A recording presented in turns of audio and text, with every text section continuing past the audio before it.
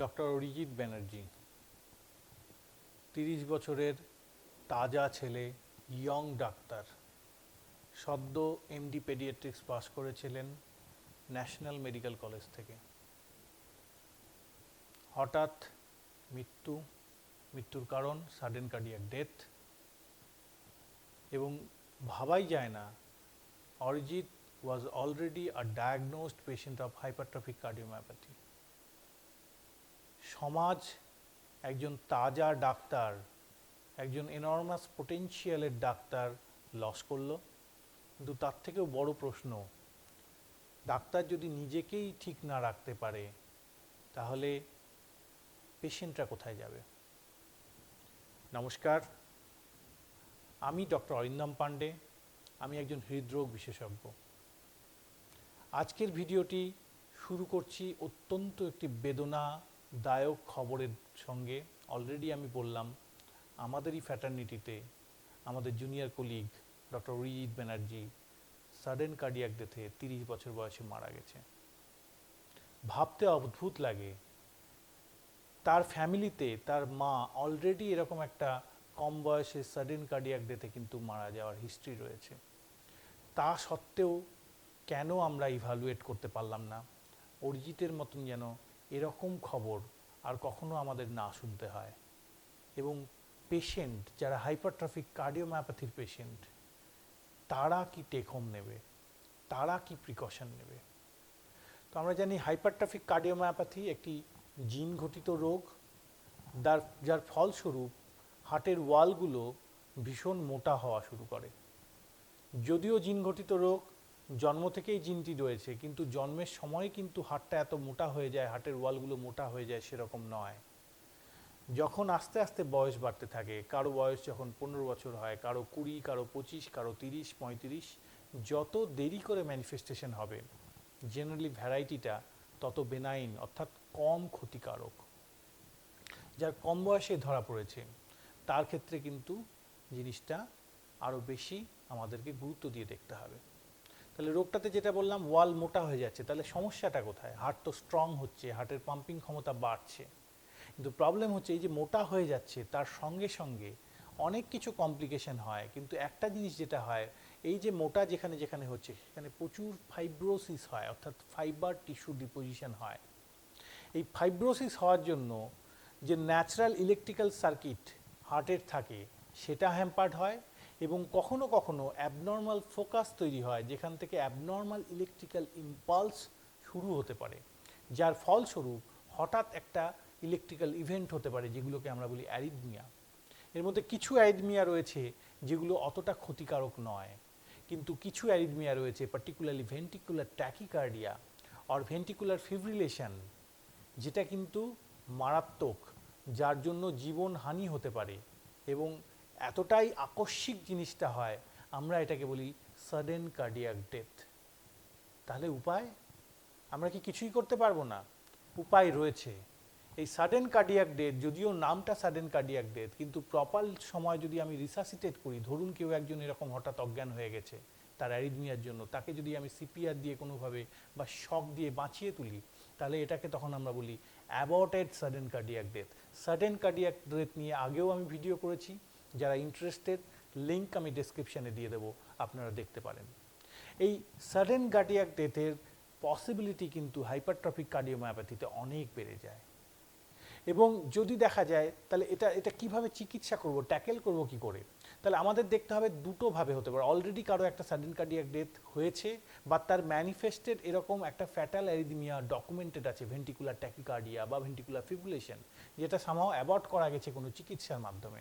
তাহলে এরা একটা ক্যান্ডিডেট, যাদের অলরেডি জিনিসটা হয়েছে, তাদেরকে আমরা বলি সেকেন্ডারি প্রিভেনশন, অর্থাৎ একবার ইভেন্ট হয়েছে, সামহাও তাকে বাঁচানো গেছে, সেভ করা গেছে, তাদের কিন্তু এরকম একবার হলে পরে সঙ্গে সঙ্গে একটি বিশেষ চিকিৎসা পদ্ধতির মধ্যে যেতে হয়, যেটাকে আমরা বলি ইমপ্ল্যান্টেশন অফ AICD বা অটোমেটেড ইমপ্ল্যান্টেবল কার্ডিয়াক ডিফিব্রিলেটর। কি বস্তুটি? এটি একটি বিশেষ পেসমেকারের মতন দেখতে একটি যন্ত্র, যদিও সাইজটা পেসমেকারের থেকে বেশ কিছুটা বড় হয়, এবং এর কাজ কিন্তু পেসমেকারের কাজ নয়, যদিও পেসমেকারের মতন ব্যাকআপ ফাংশনে দিতে পারে, কিন্তু এর মূল কাজ হচ্ছে it works as a shock box, অর্থাৎ শক দেওয়া। কারণ এই যে অ্যারিথমিয়া, এটা কখন হবে তো কেউ জানে না, কেউ তো একটা ডিফিব্রিলেটর মেশিন সঙ্গে করে নিয়ে ঘুরতে পারে না। তাহলে এমন একটা ব্যবস্থা তার শরীরে তৈরি করে দেওয়া যেখানে কন্টিনিউয়াসলি মনিটরিং হবে এবং যখনই এই ধরনের অ্যারিথমিয়া হবে সে ডিটেক্ট করে একটা শক দেবে ভেতরে ভেতরে, এবং তার ফলে এই অ্যারিথমিয়াটা টার্মিনেটেড হয়ে যাবে এবং আবার স্বাভাবিক ছন্দ হার্ট ফিরে পাবে এবং একটি প্রবাবল মৃত্যু আটকানো যাবে। তো যার অলরেডি ম্যানিফেস্টেড হয়ে গেছে সেকেন্ডারি প্রিভেনশন, তাকে নিয়ে তো কোনো কনফিউশন নেই, কারণ জেনারেলি তারা একটা চিকিৎসা ব্যবস্থার মধ্যে চলে আসে। তাহলে আমরা চাইছি এরকম তরতাজা প্রাণগুলো যেন আমরা এই সেকেন্ডারি প্রিভেনশন না, প্রাইমারি প্রিভেনশনের জন্য দিয়ে আটকাতে পারি। প্রাইমারি প্রিভেনশন মানে অলরেডি তার কোনো ম্যানিফেস্টেশন এরকম হয়নি, অ্যারিথমিয়া ডকুমেন্টেড না, ভিএফ কখনো প্রমাণিতভাবে ডকুমেন্ট করা যায়নি, অথবা তার কখনো সাডেন কার্ডিয়াক ডেথ সিপিআর দিয়ে বাঁচাতে হয়নি। তাহলে কাদেরকে এটা করব? সমস্ত হাইপারট্রফিক কার্ডিওমায়োপ্যাথি পেশেন্টকে কি এই যন্ত্র বসিয়ে দেওয়া উচিত? উত্তর একেবারেই নয়, কারণ সেটা সম্ভবই না। এত পেশেন্ট রয়েছে এবং তাদের একটা যেটা প্রয়োজন নেই, হয়তো life time risk of sudden cardiac death সব হাইপারট্রফিক কার্ডিয়াক পেশেন্টের কিন্তু সমান নয়। তাহলে এটা কোনো যুক্তি হতে পারে না যে সবাইকে এই যন্ত্র বসিয়ে দেওয়া লাগবে। তাহলে বুঝতে হবে এই যে হাইপারট্রফিক কার্ডিওমায়োপ্যাথি রোগ যাদের রয়েছে তাদের মধ্যে কারো কারো এই সাডেন কার্ডিয়াক ডেথ হওয়ার সম্ভাবনাটা অনেক বেশি। আমাদের দায়িত্ব হচ্ছে সেই সব লোকদেরকে খুঁজে বার করা যাদের এই risk of sudden cardiac death অনেক বেশি, এবং তাদেরকে মেটিকুলাসলি এই এআইসিডি যন্ত্র আগে থেকেই বসিয়ে দেওয়া, প্রয়োজন হলে বাচ্চা অবস্থাতেও বসাতে হতে পারে। তাহলে এই নিয়ে একটু আলোচনা করি যে কাদের এই ধরনের সাডেন কার্ডিয়াক ডেথ এই হাইপারট্রফিক কার্ডিওমায়োপ্যাথি পেশেন্টের হওয়ার চান্স বেশি। তাদেরকে আমরা প্রাইমারি প্রিভেনশন হিসেবে একটা এআইসিডি মেশিন বসানোর কথা বলবো। কিছু কিছু সিম্পল গাইডলাইন রেকমেন্ডেশন রয়েছে এবং এই ক্ষেত্রে গাইডলাইনগুলো কিন্তু ভীষণ ইউনিফর্ম। আমাদের ইউরোপিয়ান গাইডলাইন, আমেরিকান গাইডলাইন খুব বেশি পার্থক্য নেই। সেটাই আমি একটু সাধারণের বুঝবার মতন করে বলে দিই যাতে সবাই ওয়াকিবহাল হতে পারে। একটা হচ্ছে যদি দেখা যায় যে হার্টের মাসেলটা খুব মোটা হয়ে গেছে, তার একটা মেজারমেন্টও আছে 30 মিলিমিটারের বেশি, কোনো একটা ওয়াল, যে কোনো ওয়াল 30 মিলিমিটারের থেকে যদি বেশি হয়ে যায়, সেটা আদার ইকোকার্ডিওগ্রাফি অথবা আরেকটা খুব কমন টেস্ট আমরা বলি যে এই ধরনের পেশেন্টের করা, সেটা হচ্ছে কার্ডিয়াক এমআরআই। দুটো টেস্টেই এই জিনিসটা ধরা পড়ে এবং যদি দেখা যায় যে 30 মিলিমিটারের বেশি হয়ে গেছে, তাদের কিন্তু এই রিস্কটা অনেক বেশি। তাদের ক্ষেত্রে একটা প্রাইমারি প্রিভেনশন হিসেবে এআইসিডি যন্ত্র বসানো উচিত। এখন দেখা গেল যে জিনিসটা আমি একজন বাচ্চার ক্ষেত্রে ধরা পড়েছে রোগটা, তাহলে অবভিয়াসলি একজন বাচ্চার যেহেতু তার টোটাল সাইজ ছোট, তাহলে তার ক্ষেত্রে এরকম 30 মিলিমিটার এই ক্রাইটেরিয়াটা তো আসবে না। সেক্ষেত্রে তার ক্ষেত্রে একটা মডিফাইড একটা বলা হয় যে জেড স্কোর, তার জেড স্কোর বার করতে হবে, এবং জেড স্কোর যদি দেখা যায় যে 20-র বেশি, তাহলে কিন্তু he is also a candidate for implantation of AICD. বাচ্চাদেরও কিন্তু প্রয়োজন হতে পারে।